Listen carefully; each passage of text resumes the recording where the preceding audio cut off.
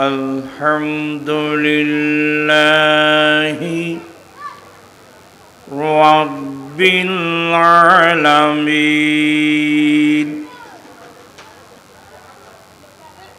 والعاقبة للمتقين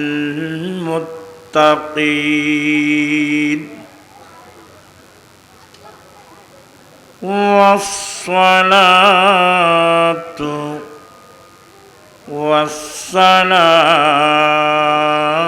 على سيدنا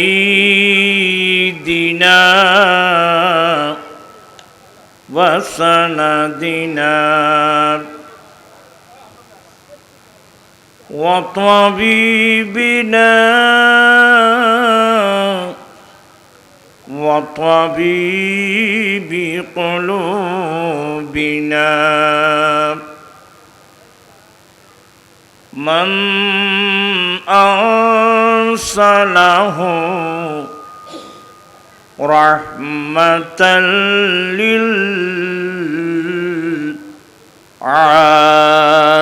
للعالمين وعلى آله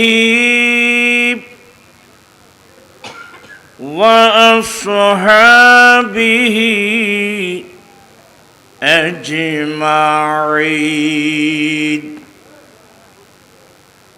أما بعد فقد قال الله تعالى في شان حبيبه آمرا ومخبرا إن الله وملائكته يصلون على النبي يا أيها الذين آمنوا صلوا عليه وسلموا تسليما اللهم سيدنا مولانا محمد وعلى آل سيدنا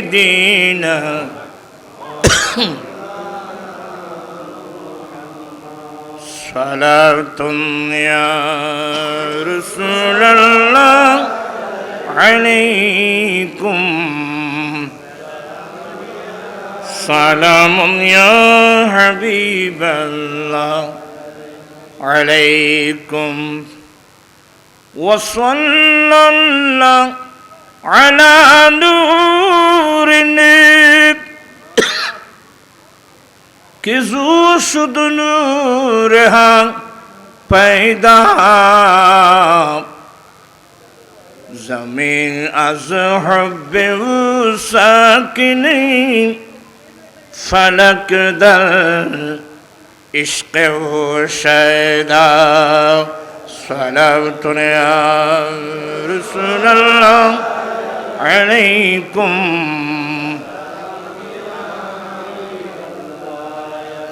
أعوذ بالله من الشيطان الرجيم بسم الله الرحمن الرحيم شهر رمضان الذي أنزل فيه القرآن هدى للناس وبينات من الهدى والفرقان إلى آخر الآيات. صدق الله مولانا العظيم وصدق رسوله النبي الحبيب الكريم ونحن على ذلك لمن الشاهدين والشاكرين والحمد لله رب العالمين. ربي صل وسلم وبارك عليه. আপনার সবার সামনে চলে আসলে ভালো হয়। পরিষদের উদ্যোগে প্রথমবারের মতো পবিত্র মাহে রমজানুল মুবারকের তাৎপর্য শীর্ষক আলোচনার মাহফিলের সভাপতি আলমগীর সিদ্দিকী প্রকাশ আলম, আহ্বায়ক শাহের মোহাম্মদ পাড়া সমাজ কল্যাণ পরিষদ ৮ নং ওয়ার্ড, এবং প্রধান আলোচক হিসাবে বক্তব্য রেখে গেলেন আজজি গ্রামী মৌলানা মোহাম্মদ সুলাইমান ফারুকী সাহেব মুদ্দাজিল্ল, প্রধান সমন্বয়ক ওসিয়া কমিটি। প্রধান বক্তা হিসেবে মৌলানা মোহাম্মদ সিরাজুল মুস্তফা আল কাদেরী, মৌলানা নজরুল ইসলাম চৌধুরী, হাফেজ মৌলানা নূর মোহাম্মদ আনোয়ারি, অসংখ্য উলামা ইকরাম, বিরাদরান ইসলাম, রহমানি ওয়া রাহিমাকুমুল্লাহ তাআলা। রব্বুল আলামিনের দরবারে লাখো কোটি শুকরিয়া যে রব্বুল আলামিন পবিত্র চাঁদ মাহে রমজানুল মুবারক,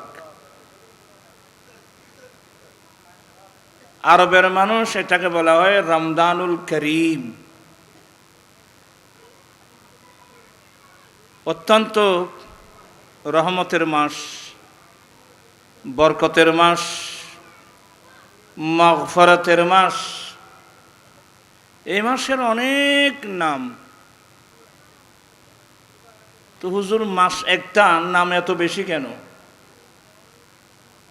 যে চাঁদের গুণ বেশি সে চাঁদের নাম বেশি। আসলে এই নিয়ামতগুলো আমরা আমার প্রিয় নবীর উসিলায় পেয়েছি, আলহামদুলিল্লাহ। এই মাহে রমজানুল মুবারকে এখন একেবারে লাস্ট পর্যায়ে রাসূল করিম সাল্লাল্লাহু আলাইহি ওয়াসাল্লাম নবুয়তের জবানে ঘোষণা দিয়েছেন, উম্মত রমজানুল মুবারকের লাস্টের 10 দিনে যেগুলো বেজোড়া রাত আছে, তোমরা সেই রাতের মধ্যে লাইলাতুল কদর তালাশ করো। সুবহানাল্লাহ। এমন গুরুত্বপূর্ণ মাস এবং গুরুত্বপূর্ণ সময়ে এলাকার শাহের মোহাম্মদ পাড়া সমাজ কল্যাণ পরিষদের ছেলেরা এই কষ্ট করে, পরিশ্রম করে, মেহনত করে কোরআন সুন্নাহর যে একটা মজলিস আয়োজন করেছেন, আয়োজিত মাহফিলে যোগদান করে কোরআন সুন্নাহর আলোচনা শুনে নিজের ঈমান আকীদা মজবুত করার, আমলি জিন্দেগি দুরুস্ত করার তৌফিক দিয়েছেন। সে রব্বুল আলামিনের দরবারে লাখো কোটি শুকরিয়া আদায় করছি। সবাই উচ্চস্বরে বলুন আলহামদুলিল্লাহ। আপনাদের শুকরিয়া আদায় করছি। এখানে বয়স্ক বাপ চাচার বয়স্ক মুরব্বী মানুষ বসে আছেন, আপনাদের শুকরিয়া আদায় করছি। এলাকার প্রত্যেক মানুষের শুকরিয়া আদায় করছি। স্টেজে তশরিফ ফরমা উলামায়ে আহলুস সুন্নাত, এলাকার সমাজসেবক, রাজনীতিবিদ, বিশেষ করে পর্দার আড়ালের অসংখ্য পর্দানুসীন মা বোন যারা পর্দার আড়ালে বসে বসে উলামায়ে ইকরামের আলোচনা শুনছেন, প্রত্যেকের শুকরিয়া আদায় করছি। রব্বুল আলামিন আমাদের আশা বসা সাহেব দাওয়াতের ইন্তজামকে কবুল করুক, সবাই বলুন আমিন। রাত অনেক হয়েছে, সবাই ক্লান্ত মানুষ, আমি নিজেও ক্লান্ত। ফটিকছড়ি থেকে আসতেছি, গ্রামের বাড়ি থেকে। গোটা রাত গোটা রোডটা জাম, গাড়ি চালাবার কোনো পরিবেশ নাই। কারণ মানুষ রমজান মাসের লাস্টের 10 দিন মানুষ দুনিয়াদারি ফেলে, কেউ এতেকাফ নেওয়ার জন্যে মসজিদে যায়, ইবাদতের জন্য মানুষ মসজিদে যায়। কিন্তু ব্যতিক্রমভাবে দেখা যাচ্ছে মানুষ রমজান শরীফের লাস্টের 10 দিন সবাই মসজিদ ফেলে, ঘর ফেলে কোথায়? মার্কেটে। তা আমাদের মুরব্বীরা ঠিক বলছেন, চট্টগ্রামের ভাষা আরে হজবা জানলাই নাই, ইটাল নাই, মেজেনে বাড়িত নাই। মুরব্বীদের কথাটা কিন্তু বাস্তব। জানলাই নাই, ইটাল নাই, মেজেনে বাড়িত নাই। এই যে রমজানুল মুবারক আসছেন, এখানে সওয়াবের মেজবান চলতেছে। আসছেন যখন, আমি কয়েকটা হাদিস শরীফ পড়ব। আল্লাহর নবী বলেন, ইযা দাখালা রমাদানু ফুতিহাত আবওয়াবুস সামা। হাদিস অনেক লম্বা। উম্মত, মাহে রমজান যখন প্রবেশ করবে, রমজান মানে মাহে রমজান। কেউ রমজানের শিওয়া এটা বলবেন না, কারণ রমজান এটা একটা আল্লাহর নাম। এই জন্যে বলতে হবে রমজানের মাস আসছেন, মাহে রমজান আসছেন। আল্লাহর নবী বলেন, রমজানুল মুবারকের চাঁদ যখন উদয় হয়, মানে রমজানুল মুবারকের মাস যখন তোমাদের কাছে প্রবেশ করবে, রমজানুল মুবারকের চাঁদ উদয় হবে, সাথে সাথে মহান রব্বুল আলামিনের আসমানের দরওয়াজাগুলো, রহমতের দরওয়াজাগুলো, সমস্ত জান্নাতের দরওয়াজাগুলো একযুগে খুলে দেওয়া হয়। আল্লাহ, রহমতের দরওয়াজা, জান্নাতের দরওয়াজা, আসমানের দরওয়াজা সবগুলো একসাথে একযুগে খুলে দেওয়া হয়। এজন্যে মুসলমান সমাজে আমাদের আমলে, আমরা ছোটবেলায়, আমরা নিজেদের কথা এখনো মনে পড়ে। আমরা ছোট 6 বছর, 5 বছর, 6 বছর, 7 বছর বয়স, আমরা শাবান চাঁদের 29 তারিখ নবীর হাদিস মোতাবেক আমরা আসরের নামাজ পড়ে, অর্থাৎ মানুষের মধ্যে যে একটা আগ্রহ ছিল, প্রেম ছিল, আমরা সবাই কেউ ঘরের ছাদের উপর উঠে যেতাম, কেউ গাছের উপর উঠে যেতাম, কার আগে কে রমজান মুবারকের চাঁদ দেখে। এবং অনেক মহিলারা পর্যন্ত আসরের নামাজ পড়ে ঘরের পিছনে গিয়ে দেখতো যে রমজানুল করিম, রমজান মাসের চাঁদ উদয় হয়েছে কিনা। কিন্তু এই রমজান মাস ছাড়া অন্য মাসের চাঁদ উদয় হয়েছে কিনা দেখার মধ্যে তেমন আগ্রহ তুলনামূলক ছিল না, বেশি ছিল কি রমজানুল মুবারকের মাস। ব্যাপারটা কি, সরকার দো আলম সাল্লাল্লাহু নবুয়তের জুবান ঘোষণা দিয়েছেন, যখন রমজানুল মুবারক রমজান মাস যখন প্রবেশ করবে, রহমতের দরওয়াজা, জান্নাতের দরওয়াজা সবগুলো একসাথে কি করে হয়, খুলে দেওয়া হয়। জাহান্নামের মধ্যে তালা লাগিয়ে দেওয়া হয়। ওয়াসুলসিলাতিশ শায়াতিন ওয়া ফি রিওয়ায়াতিন ওয়াসুফিদাতিল শায়াতিন, বড় বড় মুরদুস শয়তান যারা, এদেরকে শিকল দিয়ে বেঁধে রাখা হয়। আল্লাহু আকবার। রমজানুল মুবারকের এত বড় গুরুত্বপূর্ণ মাস এবং চাঁদ আমরা সরকার দো আলমের উসিলা আমরা পেয়েছি, আলহামদুলিল্লাহ। এখন টাইম কত হয়? টাইম অনেক হয়ে গেছে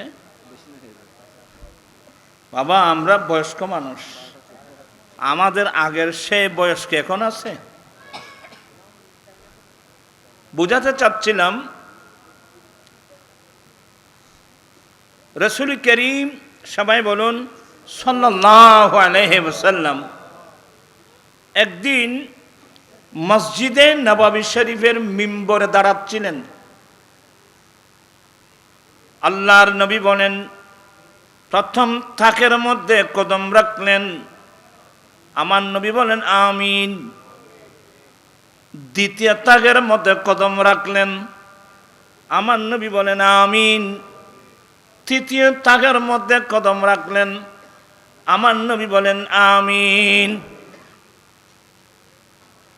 সাহাবায়ে কেরাম আশ্চর্য হয়ে গেলেন, জিজ্ঞাসা করলেন, নবী গো, আমিন বলা হয় কোনো মানুষের দোয়া কবুল হওয়ার জন্য তো আমিন বলা হয়, তো এখানে তো কাউকে দোয়া করতে দেখলাম না, শুনলাম না, আপনি আমিন কি জন্য বললেন? আমার নবী বলেন, এ আমার সাহাবায়ে কেরাম, আমি নবী যখন এই মিম্বরের প্রথম তাগের মধ্যে কদম রাখছিলাম, আমার পাশে ইমামুল মালায়েকা জিবরিল আলাইহিস সালাম ছিল। জিবরিল আলাইহিস সালাম একটি দোয়া করলেন, দোয়াটা হলো, ইয়া রাসূলুল্লাহ, ইয়া হাবিবাল্লাহ, রমজান শরীফের মতো মাস পেয়ে, রমজানুল মুবারকের মতো চাঁদ পেয়ে, মাস পেয়ে যে বান্দা আল্লাহর ইবাদত রিয়াজত করে করে আল্লাহর কাছে কেঁদে কেঁদে নিজের অতীত জীবনের গুনাহগুলো মাফ করাতে পারে নাই, ওই মানুষের উপর আল্লাহর অভিশাপ। আমি নবী জিবরিলের সে কথাটার সমর্থন করে বললাম আমিন। আল্লাহু আকবার। তাহলে বোঝা গেল রমজান এমন একটা মাস, যে মাসে রহমতের দরওয়াজা, আসমানের দরওয়াজা, জান্নাতের দরওয়াজা খোলা। এই মাসে ইবাদত রিয়াজত করে দুই চোখের পানি ফেলে ফেলে আল্লাহর কাছে যদি জীবনের গুনাহগুলো মাফ করাতে না পারে, আর আরিন মাফ করাইম জহরের হওয়া। জিবরিল বলেন, যেই ব্যক্তি রমজানুল মুবারকের মতো মাস পেয়ে আল্লাহর কাছে কেঁদে কেঁদে ইস্তেগফার করে নিজের জীবনের গুনাহগুলো মাফ করাতে পারে নাই, ওই মানুষের উপর আল্লাহর অভিশাপ। আমি রাসূল সমর্থন করে বললাম আমিন। আল্লাহু আকবার। আমার ভাইরা, এবার আমার নবী বলেন, আমি যখন এই মিম্বরের দ্বিতীয় তাকের মধ্যে কদম রাখলাম, জিবরিল আরেকটা দোয়া করলেন, যে ব্যক্তি মা বাবা পেয়েছে, যে ছেলেরা মা বাবা পেয়েছেন, মা বাবা পেয়ে মা বাবার খেদমত করে করে দুনিয়া থেকে জান্নাতের টিকিট সংগ্রহ করতে পারে নাই, ওই ছেলেদের উপর আল্লাহর অভিশাপ। যে ছেলে মা পেয়েছেন, বাবা পেয়েছেন, মা বাবা পেয়েছেন, মা বাবার খেদমত করে করে যে ছেলে দুনিয়া থাকতে জান্নাত অর্জন করতে পারে নাই, ওই ছেলেদের উপর আল্লাহর বড় অভিশাপ। আমি রাসূল সমর্থন করে বললাম আমিন। আল্লাহ তুমি জিবরিলের দোয়াটা কি করো, কবুল করো। প্রাণপ্রিয় ছেলেরা, এখানে যারা যে সমস্ত ছেলেরা আছো, আমি তো লম্বা আলোচনা করব না।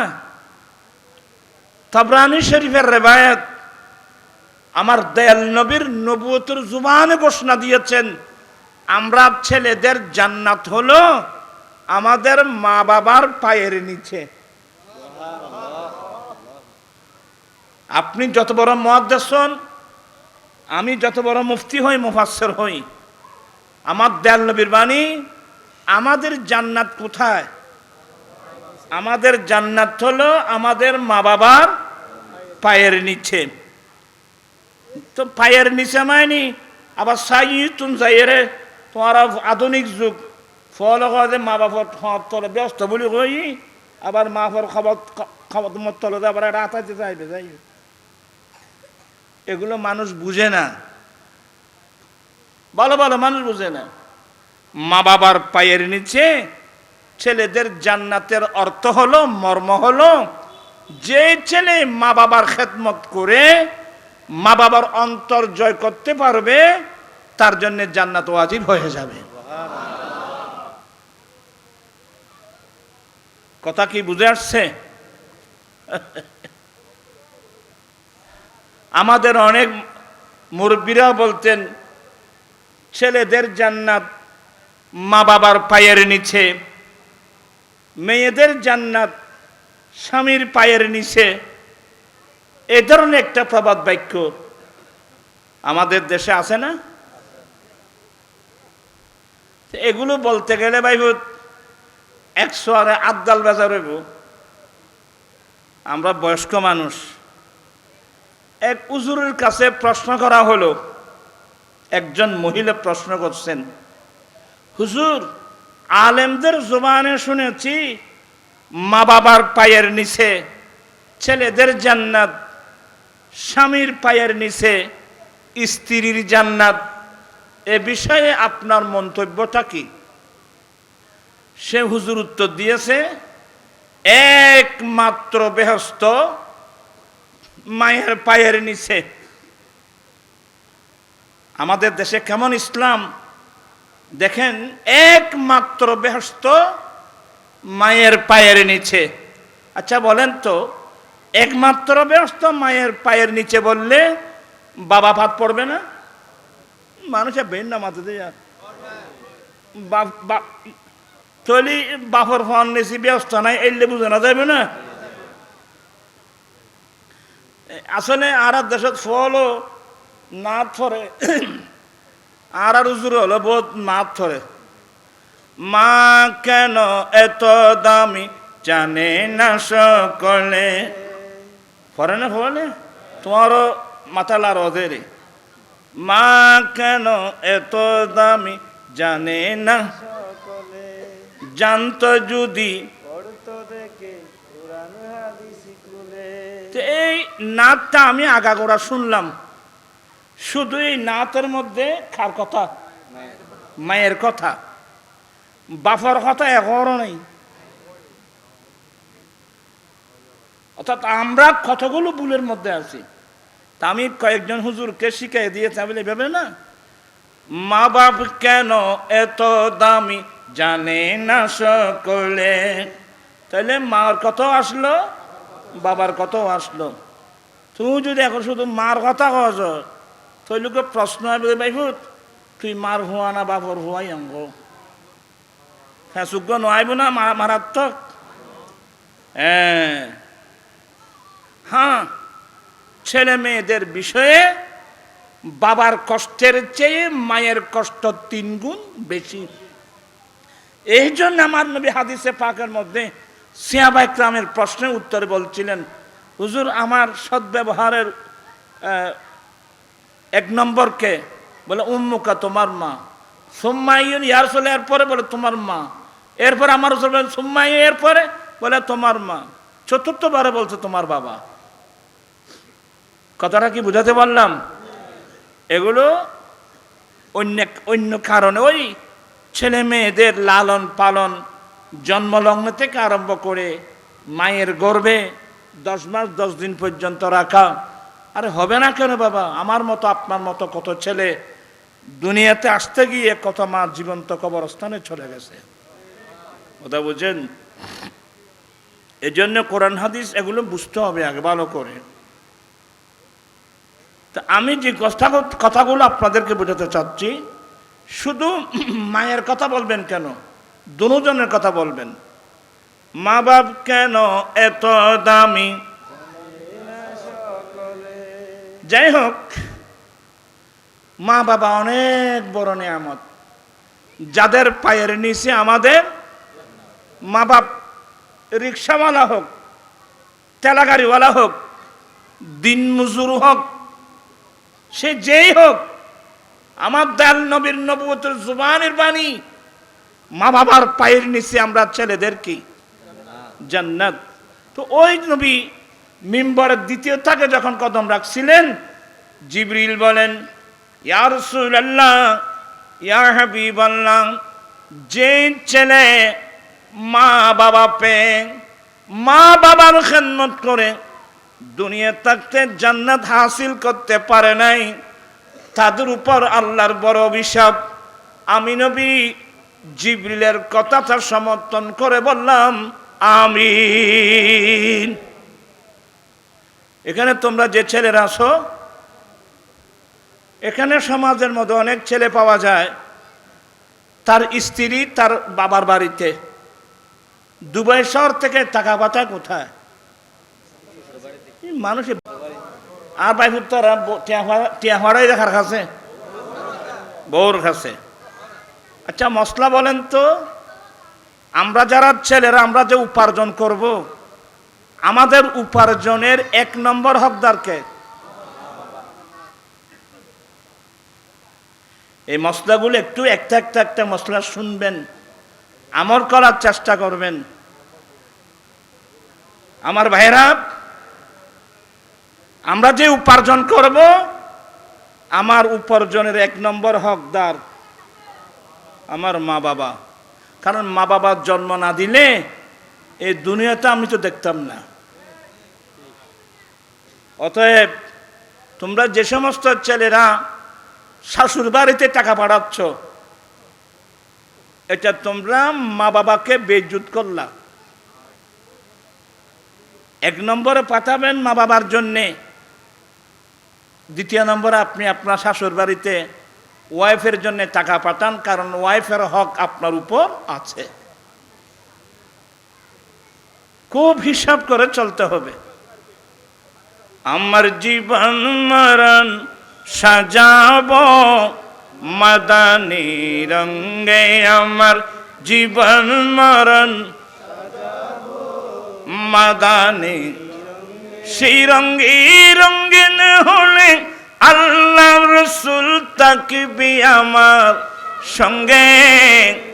আমার জীবন মরণ সাজাবো মাদানী রঙে। সালাতনে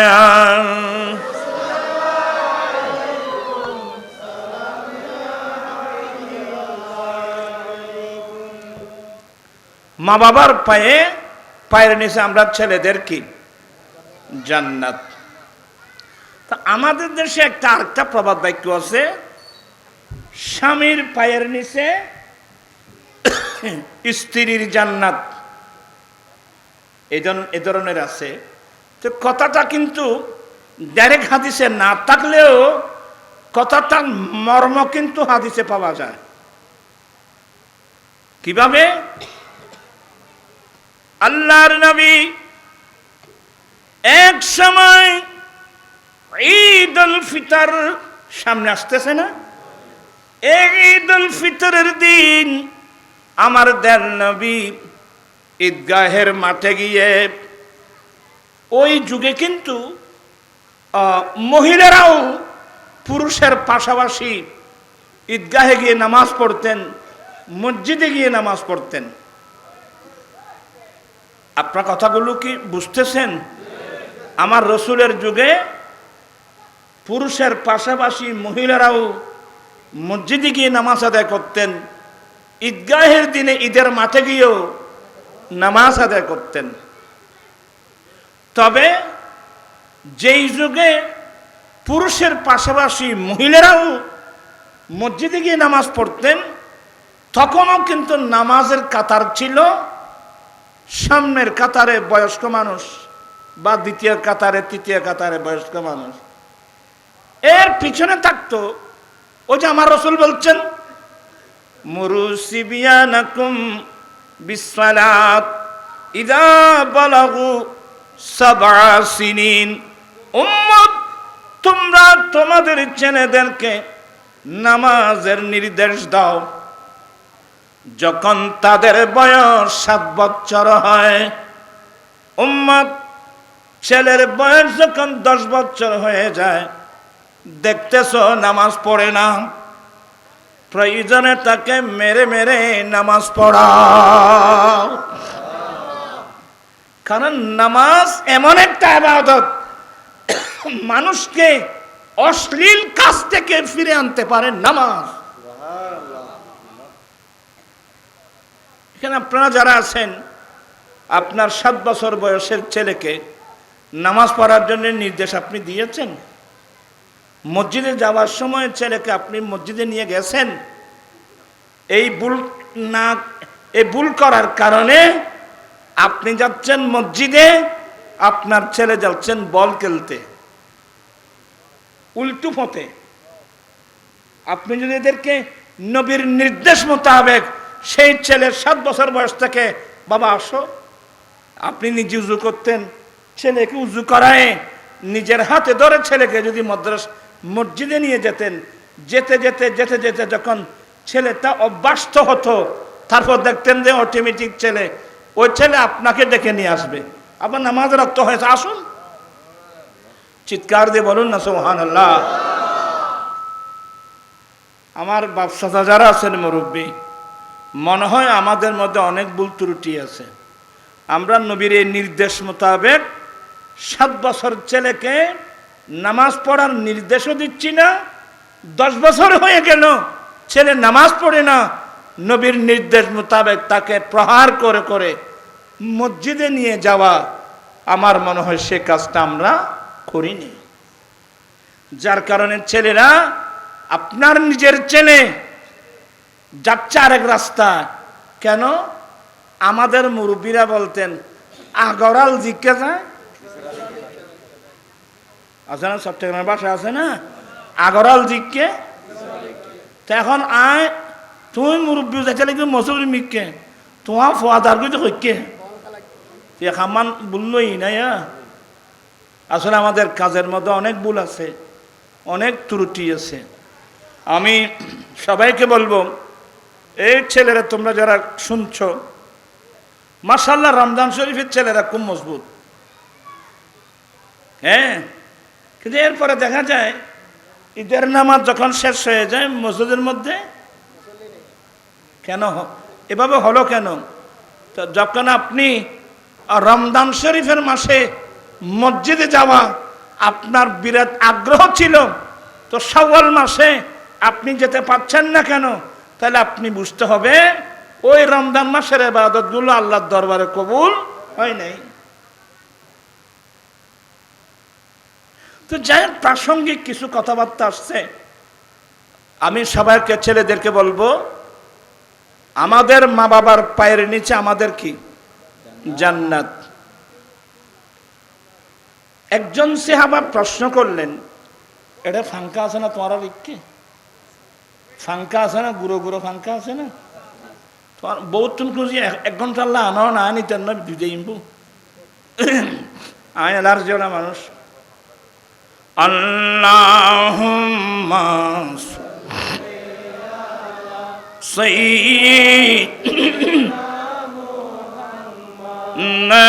নবিয়না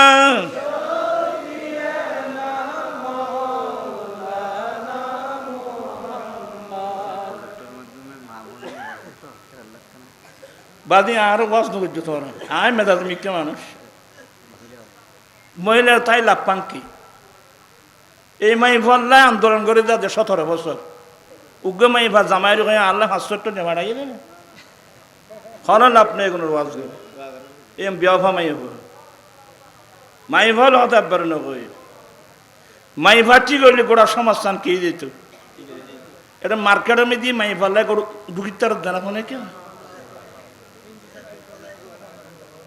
আইন হইলে তোমার 100 আদগাল তারপরও মা বোনদেরকে বলছি আপনারা শুদ্ধ হয়ে গেলে আপনার মেয়েরাও কি হবে আপনি যদি পর্দানসীন হন আপনার মেয়েও পর্দানসীন হবে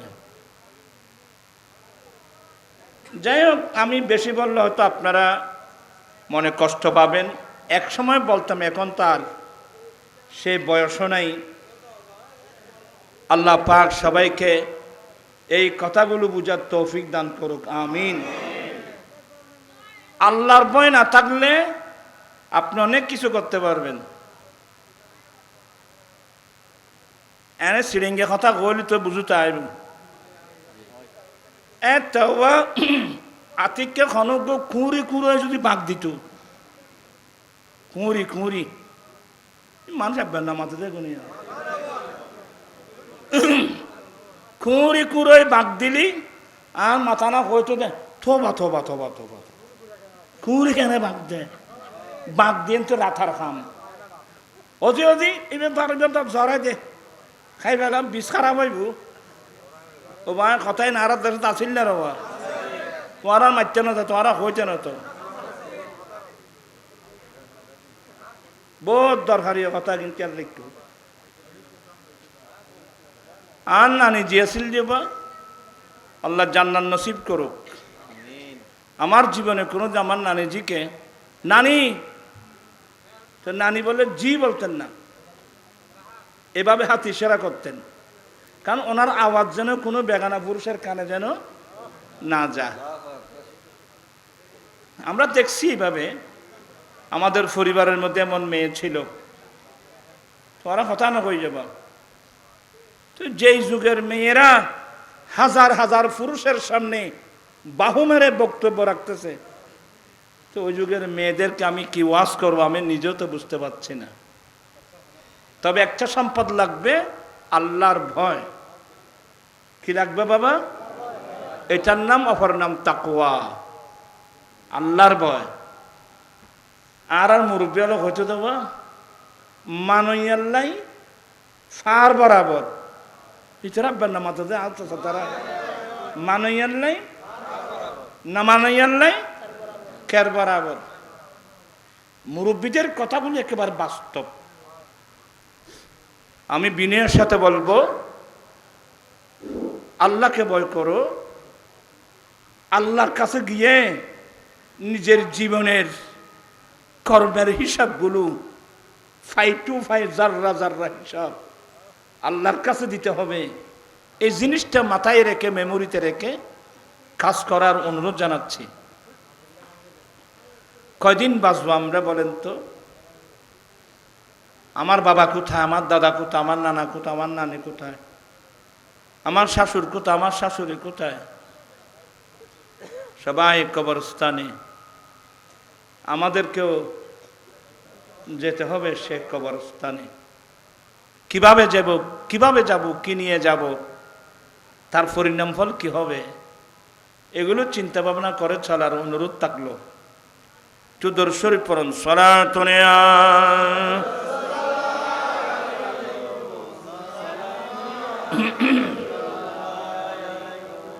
আমার কথাটা যেখানে ছিল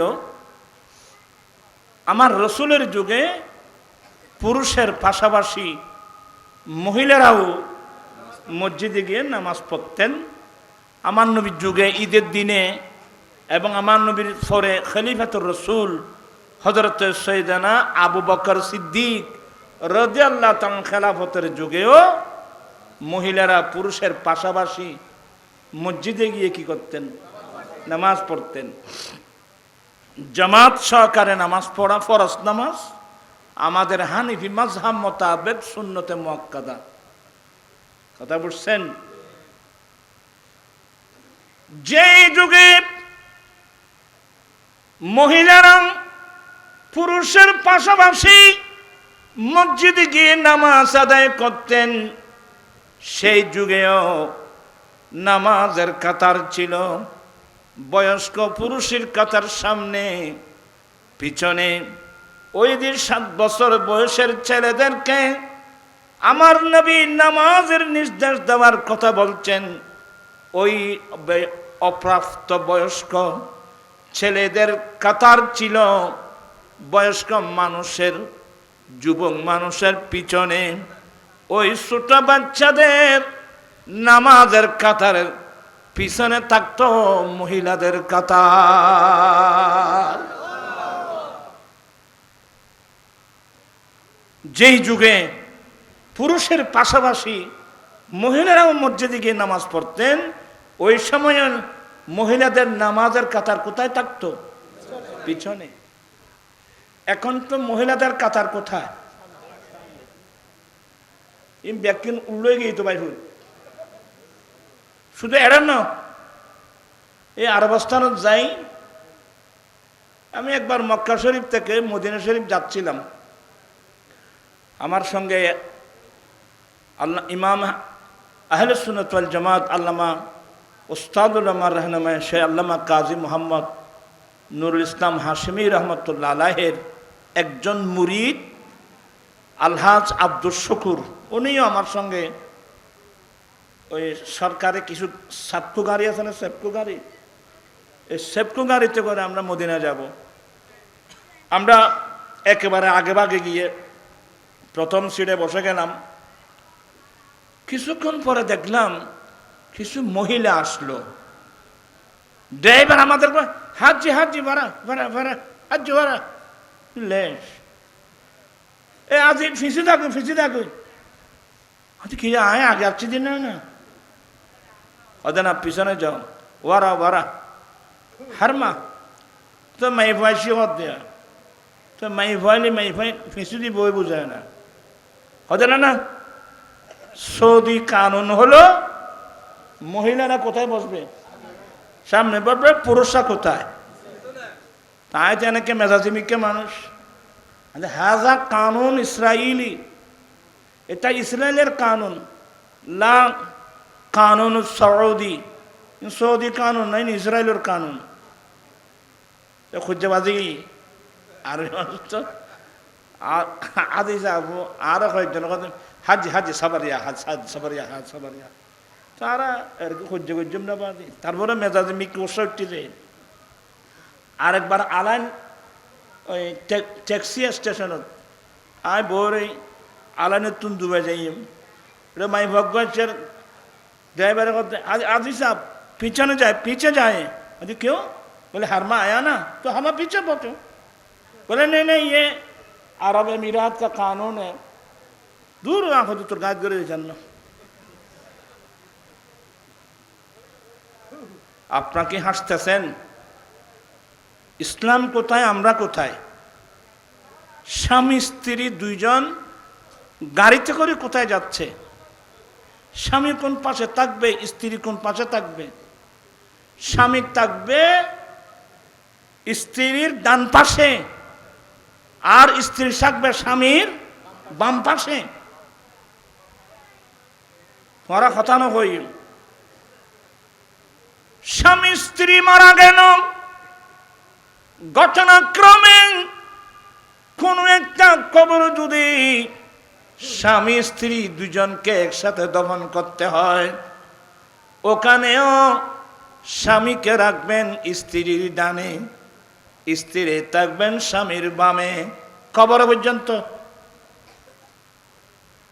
এই তালিমগুলো কি এখন আছে? আমরা এগুলো জানিও না, এই মশলাগুলো আমরা জানিও না। আর জানবেন কিভাবে? আমাদের দেশে আর্মিরা প্রশিক্ষণ দেন কি লেফট রাইট লেফট মান যাবে না মাথা দেখুন কি হয় রে লেফট লেফট রাইট ন বুঝো বাম ডান ওই না কথা বই না খন আসল যে রাইট লেফট কিন্তু ট্রেডিং চলতেছে লেফট রাইট বাম ডান তা আমরা ডান বাম চিনি না সাবধান সতর্ক আমরা ডানপন্থী মানুষ যার আমল নামা ডান হাতে যাবে সে জান্নাতি এই জন্যে ডান হাত দোয়া করার সময় একটা দোয়া আছে আল্লাহুম্মা আতিনি কিতাবি বিয়ামিনি ওয়া হাসিবনি হিসাবান ইয়াসিরা। আল্লাহ আমার আমল নামা আমার ডান হাতে দাও, আমার হিসাবটা খুব সহজভাবে করো। ইন গেই তালিমিন একই নেই, আমরা হায়াত কাটাচ্ছি, শুধু আসলাম শুধু হায়াতটা কাটাচ্ছি। সাবধান, নবীর সুন্নতের বাইরে একটা কদম দেওয়ার চেষ্টা করবেন না। মনে কর কষ্টর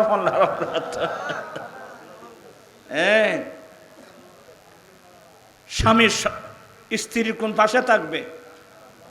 ডান পাশে স্ত্রী থাকবে স্বামীর বিছানায়। বেয়াদবি মাফ করবেন, স্বামী স্ত্রী যে বিছানায় শুয়ে পড়বে ওই বিছানার মধ্যে স্বামী থাকবে স্ত্রীর ডান পাশে, স্ত্রী থাকবে স্বামীর বাম পাশে। মৃত্যুর পরে পর্যন্ত কোনো একটা কবর যদি রাখতে হয় দুজনকে, ওখানেও স্ত্রী থাকবে স্বামীর বাম পাশে। এটা আমার রসুলের কানুন, নবীর কানুনকে আমরাকে শ্রদ্ধা করতে হবে। রাদিতু বিল্লাহি রাব্বা ওয়া বিল ইসলামে দীনা ওয়া বি মুহাম্মাদিন সাল্লাল্লাহু নবিয়্যাম ওয়া রাসূলা। আল্লাহ আমরা সবাইকে নবীর সুন্নত তরিকা মোতাবেক চলার আল্লাহ সবাইকে তৌফিক দান করুক। বিরক্ত হচ্ছেন মানে? তা আমার স্ত্রী আমার বাম পাশে কেন? আর অনর স্ত্রী আর ওয়াইফের বানাইয়ে দে আর বাম পাশের আর দিতন, তোমার ঘর বানাই তোমার বাম পাশের আর দিতন কেতন দিতন বানাই দিত আন্ন পারব না। এখন তো গিয়া ফালতে গিয়ে আমার ভাইয়েরা, আমার নবীর যুগে ছিল, ফারুক আজমের সিদ্দিক আকবরের যুগে ছিল, যখন ফারুক খলিফাতুল মুসলিমিন হযরত সাইয়্যিদনা ওমর ফারুক রাদিয়াল্লাহু তাআলা আনহু মুসলিম বিশ্বের খলিফা হলেন।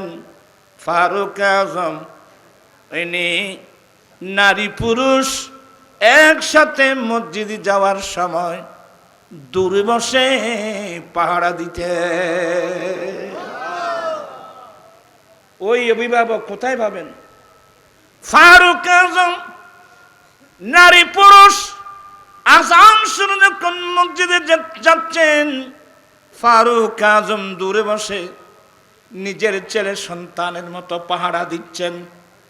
কারণ মানুষের সঙ্গে শয়তান লাগা আছে। নারী পুরুষ আল্লাহর ঘর মসজিদে যাচ্ছে, কোন পুরুষ ভিন্ন দৃষ্টি দিয়ে কোন মহিলার দিকে দেখছে কিনা, কোন মেয়ে কোন পুরুষের দিকে ভিন্ন দৃষ্টি দিয়ে দেখছে কিনা। ফারুক আজম পাহারা দিলেন। সে পাহারাদার তো বাবা এখন নেই। ওনার পাহাড়ার মধ্যে ধরা পড়ল ব্যতিক্রম কিছু, ধরা পড়ল মেয়ে নারী এবং পুরুষ মসজিদে যাওয়ার সময় কিছু কিছু মহিলা কিছু পুরুষের দিকে, কোন পুরুষ কোন মহিলার দিকে ভিন্ন দৃষ্টি দিয়ে দেখতেন। ফারুক আজমের দৃষ্টি যখন ধরা পড়ে গেল, মজলিসে শুরা বৈঠকের মধ্যে উপস্থাপন করলেন, আমি পাহারা দিয়েছিলাম, আমার দৃষ্টিতে ব্যতিক্রম কিছু ধরা পড়ল। কয়েকজন সাহাবা বলে, হুজুর আমিও দেখছি। বলে, শোনো, স্বামী নারী পুরুষ মসজিদে যাচ্ছে, মসজিদে যাওয়ার সময় কোন পুরুষ যদি কোনো মেয়ের দিকে কোনো মেয়ে যদি কোনো পুরুষের দিকে ভিন্ন দৃষ্টি দিয়ে দেখে, এ সিস্টেম চালু থাকলে আগামীতে আল্লাহর ঘর মসজিদ থাকবে না। এটা নারী পুরুষের ব্যভিচারের আড্ডায় পরিণত হবে। এই মহা বিপদ সংকেত বুঝতে পেরে সর্বসম্মতিক্রমে আইন পাস করা হলো, আজ থেকে মহিলারা আপন ঘরের মধ্যে নামাজ পড়বে, মহিলাদেরকে পুরুষের সঙ্গে মসজিদে যাওয়ার পারমিশন নাই।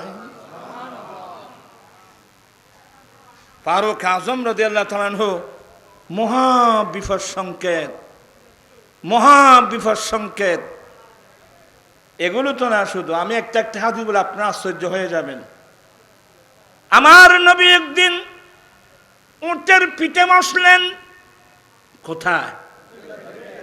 ওই সময় বাহন উট, ঘোড়া। আমার নবী উটের পিঠে বসলেন, আমার নবীর পিছনে বসলেন আমার নবীর আপন চাচাতো ভাই ফাদল ইবনে আব্বাস রাদিয়াল্লাহু তাআলা আনহু। আমার নবীর আপন চাচাতো ভাই আমার নবীর পিছনে উটের পিঠে বসলেন। আমার নবীর বংশধর এগুলো এনে সুন্দর কারো হয়। হ্যাঁ, তেরি নসলে পাক মে হ্যায় बच्चा बच्चा नूर का,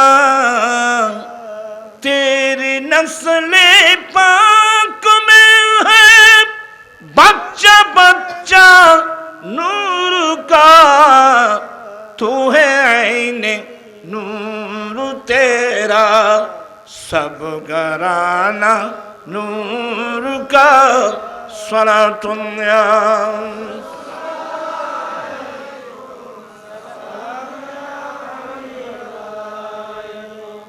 বেয়াদবি মাপ ছেলে মেয়ে প্রত্যেকের আছে। আমার রসুল উটের পিঠে বসলেন, নবীর পিছনে কে বসলেন? আমার নবীর আফান চাচাতো ভাই ফাদাল ইবনে আব্বাস রাদিয়াল্লাহু তাআলা আনহু।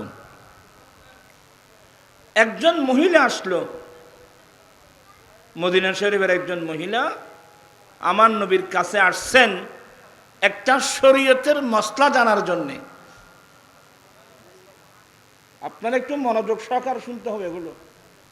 একজন মদিনার শরীফের একজন মহিলা আসলো, একজন মেয়ে আসলো নবীর কাছে মসলা জানার জন্যে। তো নবীর কাছে মসলা জানার জন্য আসছে।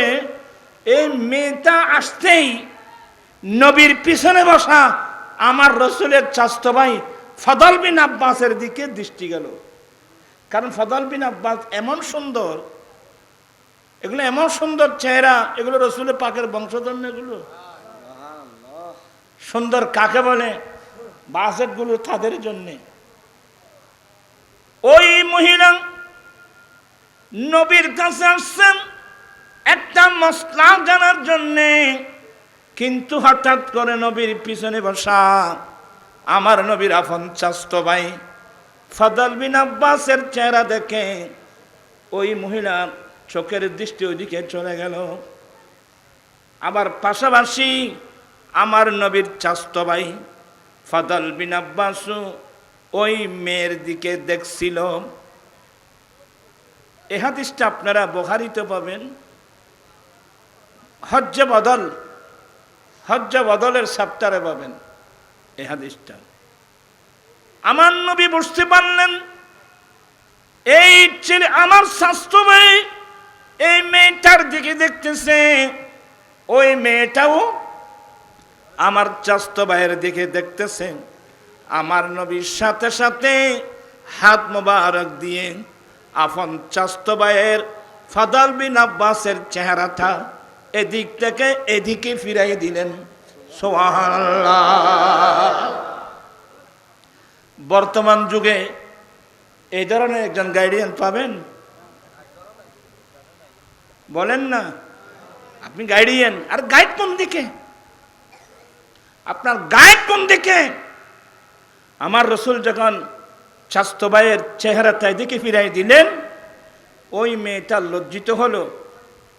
ওই মেয়েটা লজ্জিত হয়ে নবীর সামনে আসলেন, ইয়া রাসূলুল্লাহ, ইয়া হাবিবাল্লাহ, আমি এসেছিলাম একটি মসলা জানার জন্যে। ইয়া রাসূলুল্লাহ, আমার আব্বার উপর আল্লাহর ঘরের হজ ফরজ হয়েছে। আমার আব্বার উপর আল্লাহর ঘরের হজ ফরজ হয়েছে, কিন্তু নবী গো, আমার আব্বার আর্থিক সামর্থ্য আছে, হজ ফরজ হয়েছে, কিন্তু আব্বা তো শারীরিক দুর্বল। আমার আব্বা উটের পিঠে ঘোড়ার পিঠে বসে মক্কা শরীফ গিয়ে মিনা মুজদালিফায় গিয়ে হজের আরকান হাকাম পালন করা আমার বাবার পক্ষে সম্ভব নয়। আর আর্থিক অবস্থা ভালো, হজ ফরজ হয়েছে, কিন্তু শারীরিক অবস্থা ভালো না, আমার আব্বা নিজে হজ করতে পারবে না। আমি এসেছি একটা মসলা জানার জন্যে। আফা আহজ্জু আনহু, নবী গো, আমি কি আমার বাবার পক্ষ থেকে হজটা কি আদায় করব? আমার রাসূল বলছেন, হ্যাঁ তুমি আদায় করো। এই মসলাটা জানার জন্য আসলেন, কিন্তু মেয়েটার চোখ গেল কোন দিকে? যাওয়াটা স্বাভাবিক, হ্যাঁ যাওয়াটা স্বাভাবিক, কিন্তু গাইডিয়ানের দায়িত্ব কি? কিন্তু এই ধরনের গাইডিয়ান তো বর্তমানে নাই, আমরা এগুলো জানিও না, শুধু হয় একটা কাটাচ্ছি আমরা। আল্লাহুম্মা সাল্লি আলা সাইয়্যিদিনা নাবিয়িনা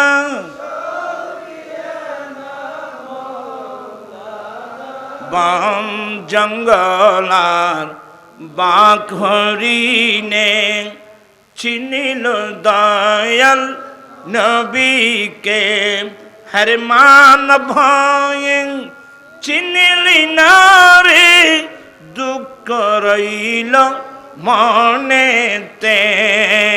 আল্লাহুম্মা সাল্লি আলা সাইয়্যিদিনা নাবিয়িনা।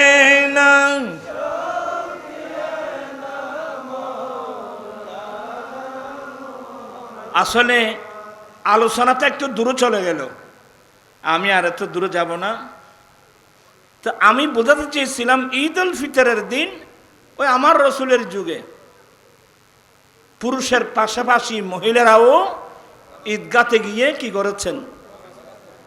আল্লাহর নবী তখনও মহিলাদের নামাজের জায়গা পৃথক। আমার দেন নবী ঈদ উল ফিতরের নামাজ পড়ানোর পরে যখন খুতবা দিলেন, খুতবার শেষে আমার নবী ওই যেখানে মহিলারা আছে তাদের সামনে গেলেন।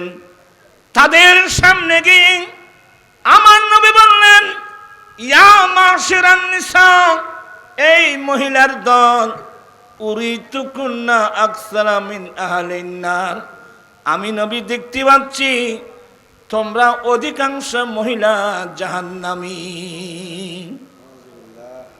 ও আমার মা বোনকে কোথায় আছেন?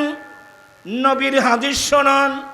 আমার নবী বলছেন, এ মহিলার দল, আমি নবী দেখতেছি তোমাদের মধ্যে অধিকাংশ মহিলা জাহান্নামী। মেয়েরা কেঁদে উঠলেন, ইয়া রাসূলুল্লাহ, ইয়া হাবিবাল্লাহ, আমাদের দোষটা কি? আমাদের দোষটা কি? আমার নবী বললেন, তোমাদের দোষ দুটো। পরা আর্মি কে শোনা পরার স্বর্ণগর জবা। তোমাদের এই মহিলার দল, তোমাদের মধ্যে মারাত্মক দুটি দোষ আছে। এক নম্বর দোষ হলো তোমরা একে অপরের উপর বেশি বেশি লানত করো। তোমাদের এক নম্বর দোষ হলো তোমরা কথায় কথায় একে অপরের উপর কি করো? অভিশাপ দাও।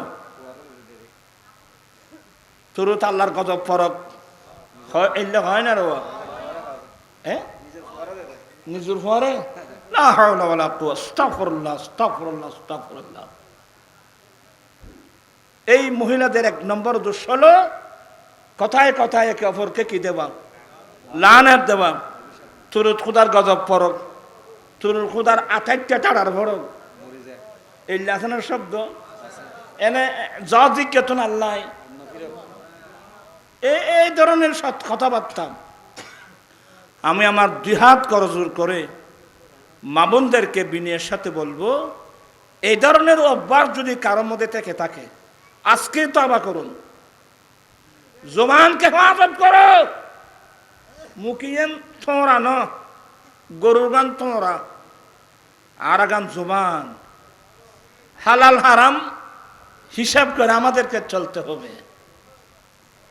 হ্যাঁ, এনে মুখ জিয়ে নাই চিয়েন কন, কিন্তু গরু চলর খাচ্ছ এতলে গরু চলর ইয়েন মুখ নখ তোরা হয় দে। আমি আমার মা বোনদেরকে বলবো, কথায় কথায় একে অপরকে অভিশাপ দেওয়া, লানত দেওয়া, এ ধরনের বদ অভ্যাস যদি কারোর মধ্যে থেকে থাকে আজকে তওবা করুন। হ্যাঁ, মানুষের জীবনে ভুল আছে, ত্রুটি আছে, তওবা করলে আল্লাহ কি করবেন, মাফ করে দেবেন। না না, আমি মারাত্মক ভুল করেছি, আমি এই ধরনের শব্দ আর ব্যবহার করব না। আমার নবী বলেন, এই মহিলার দল তোমাদের একটা দুঃসনং, তোমরা কথায় কথায় একে অপরকে অভিশাপ দাও, একটা কারণ। আরেকটা কারণ হলো আতাকফুরনালাসিন, তোমরা স্বামীর নাফরমানি করো।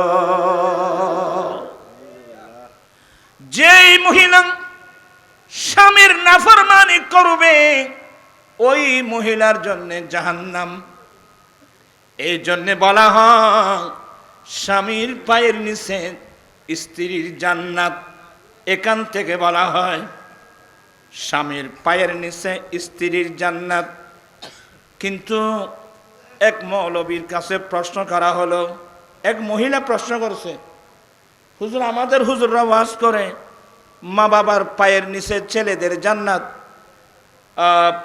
স্বামীর পায়ের নিচে, এ বিষয়ে আপনার মন্তব্য কি? তো সে বলল যে একমাত্র বেহস্ত মায়ের পায়ের নিচে, স্বামীর পায়ের নিচে জুতা ছাড়া আর কিছুই নেই। নাউজুবিল্লাহ বলছেন। কেমন কেমন ফতোয়া আমাদের দেশে হুজুররা দিচ্ছে জানেন? একমাত্র ব্যস্ত মায়ের পায়ের নিচে, এই কথাটা বললে বাবা বাদ পড়লো না? হ্যাঁ, এ কোরআন না তুই বুঝতি ব্রেন লাইব, বালস্তাদের কাছে লেখাপড়া করতে হবে।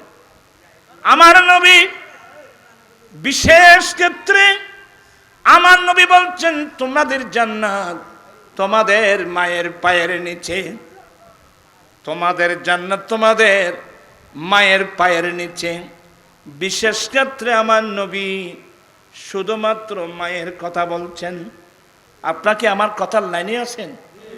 বিশেষ ক্ষেত্রে আমার নবী শুধু মায়ের কথা বলছেন, তোমাদের জান্নাত তোমাদের মায়ের পায়ের নিচে। তার মানে বাবা বাদ পড়ে নাই। মায়ের পায়ের নিচে যদি আমার জান্নাত হয়, তাহলে আমার বাবার পায়ের নিচে জান্নাত অবশ্যই থাকবে, কারণ আমি তো বাবার ছেলে। এক নম্বর। দ্বিতীয় নম্বর হলো মায়ের পায়ের নিচে ছেলেদের জান্নাত বলার পিছনে রহস্য কি জানেন? আমার নবী বড় বৈজ্ঞানিক, আমার নবী বড় দার্শনিক। এই হাদিসের রহস্যটা কি জানেন? এই হাদিসে তোমাদের জান্নাত তোমাদের মায়ের পায়ের নিচে, তার অর্থ হলো এ আমার উম্মত, অনেক সময় স্বামী স্ত্রীর মধ্যে যদি বনাবনি না হয়, অর্থাৎ তোমার বাবা এবং তোমার মায়ের মধ্যে যদি বনাবনি না হয়, অনেক সময় তোমার বাবা তোমার মাকে তালাক দিতে পারে। তোমার বাবা যদি তোমার মাকে তালাক দেন, ইদ্যত শেষ হওয়ার পরে তোমার মা প্রাপ্যগুলো নিয়ে তোমার মায়ের বাবার বাড়িতে চলে যাবে, তখন থেকে তোমার মা বাবার বাড়িতে থাকতে পারে।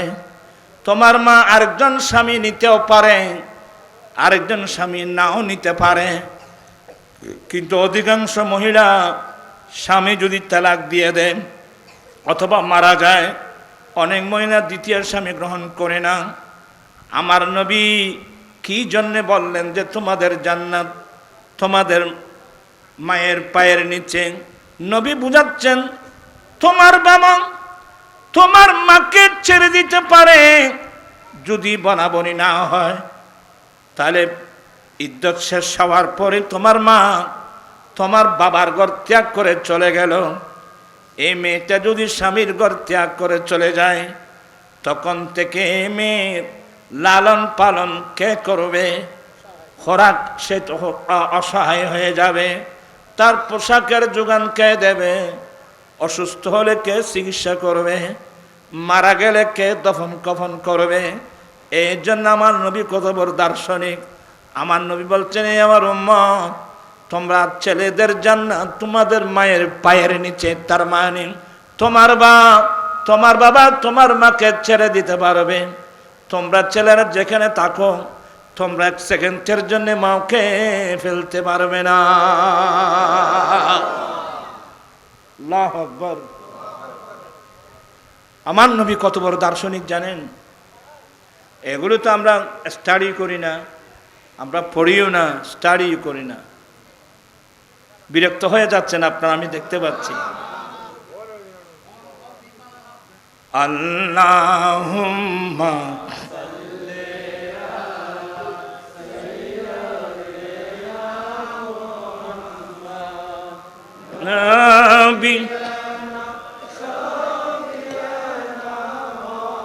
বিশেষ ক্ষেত্রে আমার নবীর জেহাদি বিশেষ ক্ষেত্রে তোমাদের জান্নাত তোমাদের মায়ের পায়ের নিচে। তার অর্থ এই না যে একমাত্র ব্যস্ত মায়ের পায়ের নিচে। তো একমাত্র ব্যস্ত মায়ের পায়ের নিচে বললে তো বাবা তো বাদ পড়ে যাবে। আমি কি জিনিসটা বোঝাতে পারলাম আপনাদেরকে? আর স্ত্রীরা তো স্বামীকে মানবেও না। ওয়াতাগফুরনাল আশির, আমার মা বোনকে কোথায় আছেন? তোমরা অধিকাংশ মেয়েরা স্বামীর নাফরমান। আমার ভাইয়েরা, স্বামীর নাফরমানি কি? এ মশলাগুলো বুঝতে হবে। আমার নবী 10ম হিজরিতে আরাফাতের মাঠে দাঁড়িয়ে কি বলছিলেন? এই মহিলার দল, তোমাদের উপর তোমাদের স্বামীর কতগুলো অধিকার আছে। তোমাদের উপর তোমাদের স্বামীর কতগুলো অধিকার আছে। 1 নম্বর অধিকার হলো স্ত্রীর উপর স্বামীর 1 নম্বর অধিকার হলো আগাস্তুমুহুন্না বি আমার স্বামীর উপর স্ত্রীর উপর স্বামীর 1 নম্বর হক। স্ত্রীর উপর স্বামীর 1 নম্বর হক, স্বামী গড়ে নাই।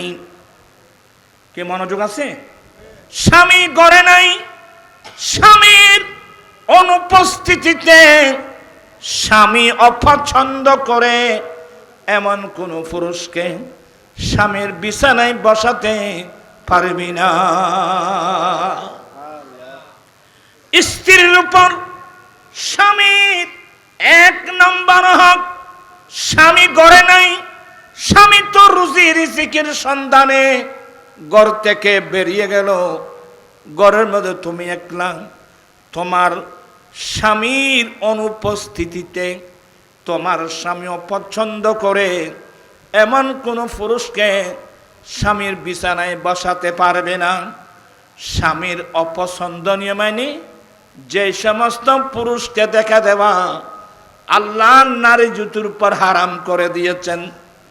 কে? তালতো ভাই, খালাতো ভাই, মামাতো ভাই, ফুফাতো ভাই, শাশতো ভাই, জ্যাঠাতো ভাই, দুলা ভাই, এমনকি নিজের স্বামীর আফন ভাই, দেবর, দেবর যদি বালেগ হয় স্বামীর অনুপস্থিতিতে, ওই বালেগ দেবরকে পর্যন্ত স্বামীর বিছানায় বসানো হারাম হারাম হারাম। কি মানে? স্ত্রীর উপর স্বামীর 1 নম্বর হক হলো স্বামীর বিছানার পবিত্রতা রক্ষা করা।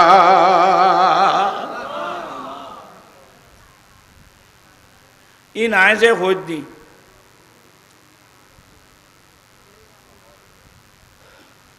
আপনারা বলেন স্বামীর বিছানায়, আপনার স্বামী তো নাই দুবাই, আবুধাবি, মস্কট, কাতার, আপনি স্বামীর অনুপস্থিতিতে আপনার স্বামীর বিছানায় কাকে কাকে বসালেন? আমার কাছে ইনকিলাব পত্রিকা পেপার কাছে আমার কাছে আছে, বলছি না, মা বোন প্রত্যেকের কাছে আছে। অনেক সময় অনেক লজ্জাকর বিষয় বলতে পারি না, এই জন্য আপনারা যারা গার্ডিয়ান আছেন আপনাদেরকে বলছি, মেয়েদেরকে তালিম দিতে হবে। কিসের তালিম দিবেন? 1 নম্বর পর্দা। কোন কোন পুরুষকে দেখা দেওয়া আল্লাহ নারী জাতির উপর হারাম করে দিয়েছেন। তোরা দিন ইয়া মাই ভালোরিম ভরাতে লাগবে না, খন খন খন খন মরদ তোয়ারে দেখা দেন না মানা কথাই কোরআন শরীফ নাই রে বাবা। আর মাই ফলের ফনলাইন ভরেন না, আরো কই কি অজি অজি দুলাবাই আসে দুধ দে দুধ দে দুধ দে কত পান বানাই যাও অনাস্তে লাগুন দেয় না। সাবধান, সতর্ক, ইত্তাকুল্লাহ ইত্তাকুল্লাহ, আল্লাহকে ভয় করো, আল্লাহকে ভয় করো, আল্লাহকে ভয় করো। আমি আমার মা বোনদেরকে, আমার মা আলহামদুলিল্লাহ আমার আম্মি জান এখনো আছে, সেদিন ছোট দাদি মারা গেল, আলহামদুলিল্লাহ আমার আম্মি জান এখনো আছে, দোয়া করবেন। আমার আম্মি জান কোরআন শরীফ পরে চশমা লাগে না, বুঝেন। আজকে আসার সময় দেখলাম যে লাঠি নিয়ে হাঁটতেছে, আমি সালাম করার জন্য গেলাম আর কি, দোয়া নেওয়ার জন্যে।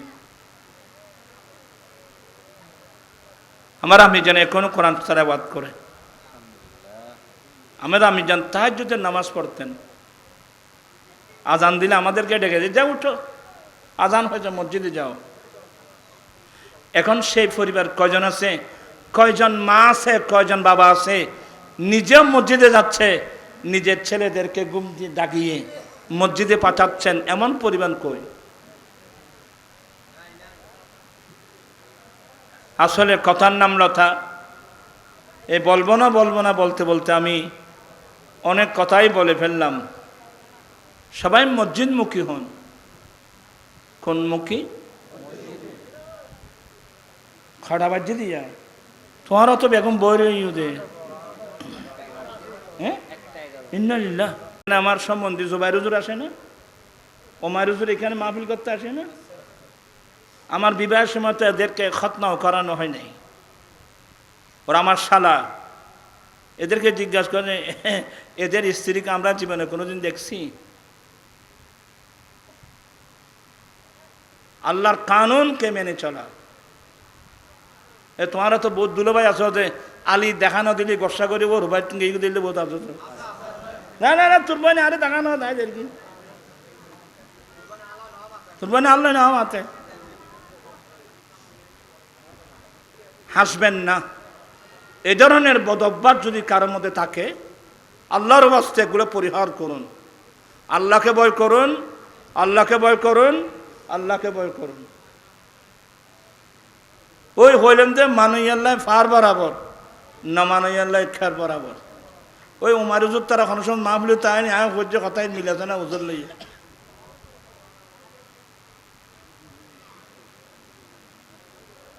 আল্লাহর কানুনকে শ্রদ্ধা না করলে, আমরা মুসলমান হয়ে যদি আমার রসুলের কানুনকে শ্রদ্ধা না করি, এগুলো কি বিধর্মীরাই করবে? আর আপনাদেরকে আমি বলছি, বুখারী শরীফের রিওয়ায়াত, কাল কিয়ামতের কঠিন দিনে আমরা উযু করার সময় মাথা মুছে করি না, কিন্তু মাথার নিচে না, এইটুকু দোয়া সবা। আল্লাহুম্মা আজিল্লানি তাহাতা আরশিকা ইয়াওমা লা জিল্লা ইল্লা জিল্লা আরশিক। আল্লাহ কিয়ামতের মাঠে তোমার আরশ আযমের ছায়া ছাড়া যেদিন আর কোনো ছায়া নাই, সেদিন আমাকে তোমার আরশ আযমের নিচে ছায়া দান করো। দোয়া শিখো না। 7 প্রকারের মানুষ কিয়ামতের কঠিন দিনে আল্লাহ স্পেশাল আরশ আযমের নিচে ছায়া দান করবেন। 7 প্রকারের মানুষ বিএভি হয় জানাই বেরে মানুষ আবার না মাথা দেই না, আল্লাহরও বিএভি, এটার বিএভি না।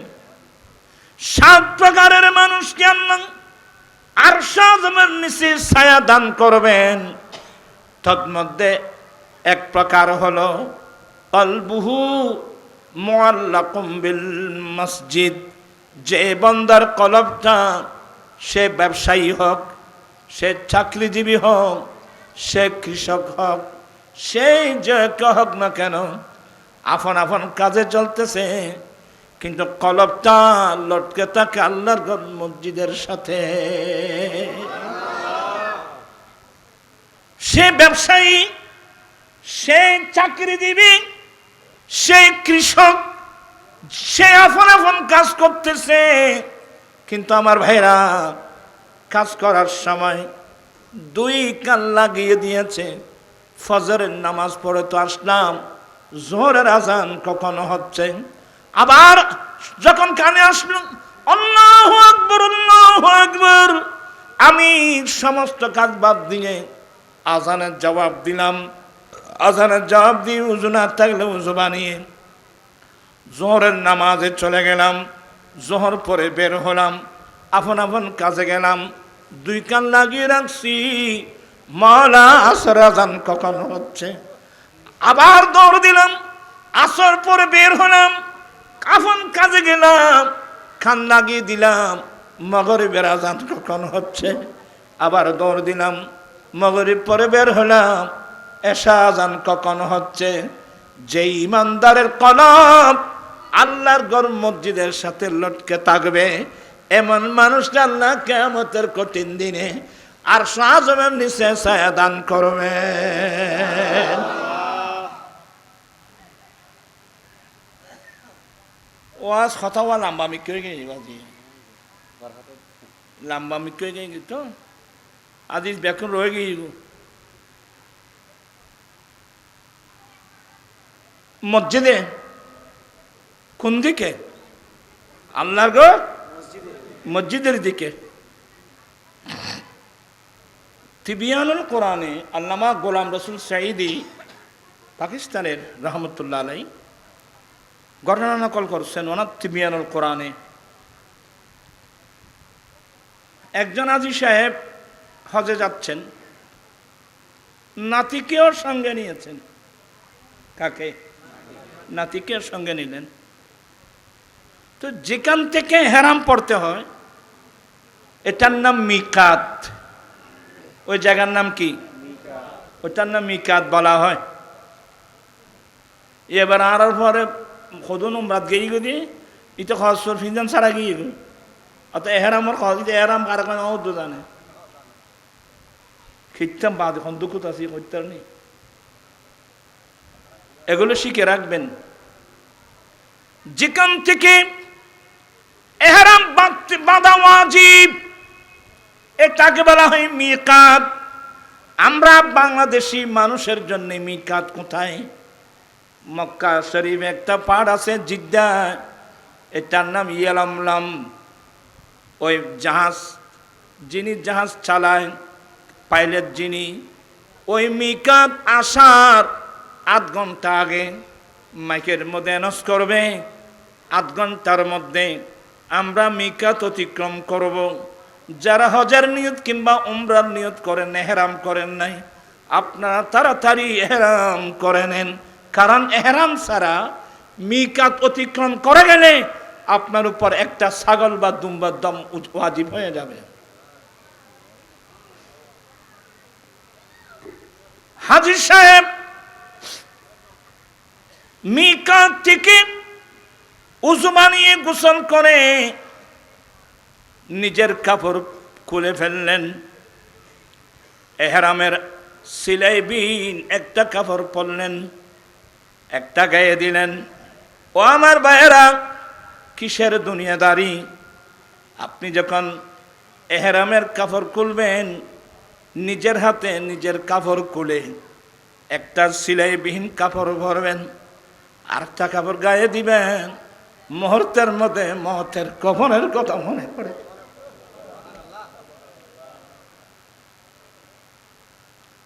কিসের রাজা, কিসের মহারাজা, কিসের দুনিয়াদারি?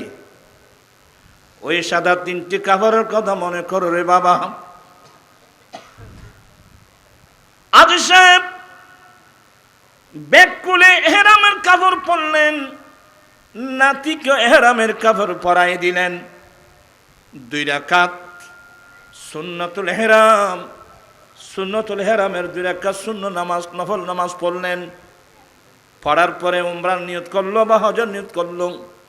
নিয়ত করার পরে 1 নম্বর উমরার 1 নম্বর রকম হলো নিয়ত করা, 2 নম্বর তালবিয়া পড়া, লব্বাইক আল্লাহুম্মা লব্বাইক লব্বাইক লা শারীকা লাক লব্বাইক ইন্নাল হামদা ওয়ান নি'মাতা লাক ওয়াল মুলক লা শারীকা লাক। আজি সাহেব চোখের পানি ছেড়ে দিয়ে আল্লাহকে ডাকতেছেন, লব্বাইক আল্লাহুম্মা লব্বাইক, আল্লাহ ও আমার মালিক, গোলাম তোমার দরওয়াজায় উপস্থিত। চোখের পানি ছেড়ে দিল, বলছেন লব্বাইক আল্লাহুম্মা লব্বাইক। ও নাতিও পড়তেছে লব্বাইক আল্লাহুম্মা লব্বাইক, কিন্তু গায়েব থেকে একটা সাউন্ড আওয়াজ আসছে, লা লব্বাইক। এ আজি সাহেব, আপনার লব্বাইক কবুল করা হয় নাই, আপনার উমরা হজ, আপনার হজ কবুল করা হয় নাই। আজি সাহেব পড়তেছে লব্বাইক আল্লাহুম্মা লব্বাইক লব্বাইক লা শারীকা লাক লব্বাইক ইন্নাল হামদা ওয়ান নি'মাতা লাক ওয়াল মুলক লা শারীকা লাক। আদি সাহেব 2 চোখের পানি ছেড়ে দিয়ে কান্নাকাটি পড়তেছেন। তো নাতি বলতেছে, যে দাদা আপনি শুনতেছেন না? বলে কি?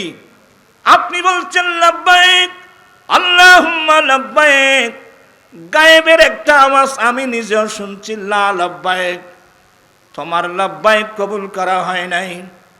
আপনি শুনছেন না দাদা? আপনি শুনছেন না? দাদা চোখের পানি ছেড়ে দিয়ে বলছে, নাতি এই আওয়াজটা তো আমি 70 বছর ধরে শুনছি,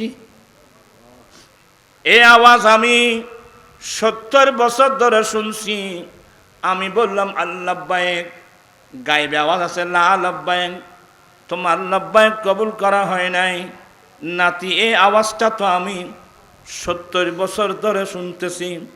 তার নাতি বলতেছে, দাদা 70 বছর ধরে আপনার লব্বাইক আল্লাহ কবুল করছে না, এরপরে বৃদ্ধ বয়সে জীবনের ঝুঁকে নিয়ে আপনি কেন উমরা হজ, আপনি কেন হজ করার জন্য যাচ্ছেন? দাদা চোখের পানি ছেড়ে দিয়ে বলছেন, নাতি আমার হজ কবুল করুক নাই কবুল করুক, আমি আমার মালিকের দরওয়াজায় না গিয়ে আমি আর কোথায় যাব?